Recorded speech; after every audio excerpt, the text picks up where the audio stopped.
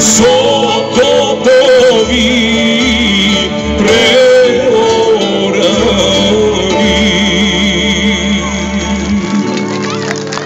Това са ни оставили нашите предци.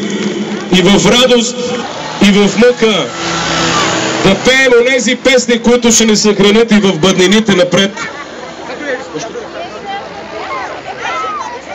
Добре, аз сега като ги гледам тия сладури отгоре, когато правихме на втория ден на Великден около храм паметник Александър Невски най-дългото българско хоро, неповторимо с 12 000 души българи, които дойдоха за да подкрепят инициативата, и още толкова плакаха от умиление, че България е жива, че в България не се играят само кючеци и англосаксонски мелодии. В България се играят хора. Над 160 хора, които сега ще имаме възможност да възстановим в следващите години. Аплодирайте тези младежи! Аз ви поздравявам с едно чичово хоро. Айде да ви видя дали може да играете чичовото.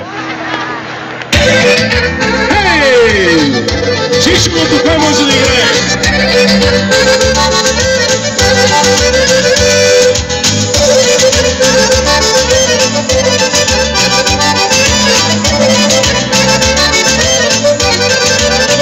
Прадида мама рано родила и рано погила. Я ставай рано, я ставай джанам, зора съсипна, сипна сънува. Прадида мама рано родила и рано погила. Я ставай рано, я ставай джанам, зора съсипна, сипна сънува.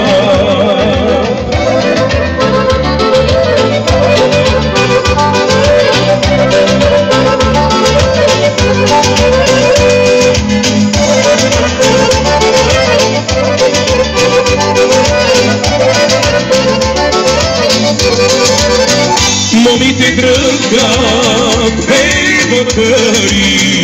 бели бакъри по кладенците, младите булки из нощовите, от чарищата и из гърнищата.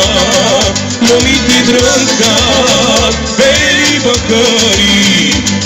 бакъри по кладенците, младите булки из нощовите, очи бягат из ударите.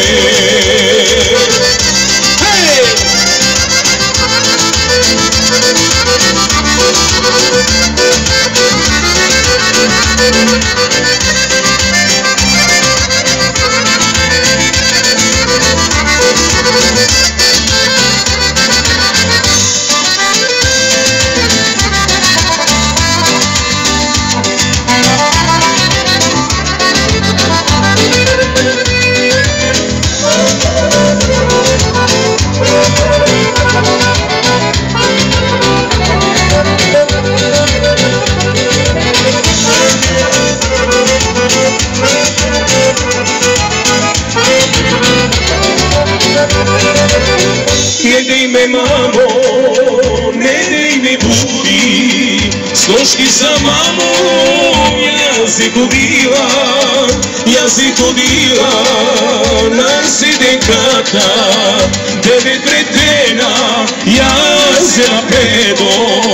Не дей ме, мамо, не дей ме буди, с нощи за мамо, я се ходила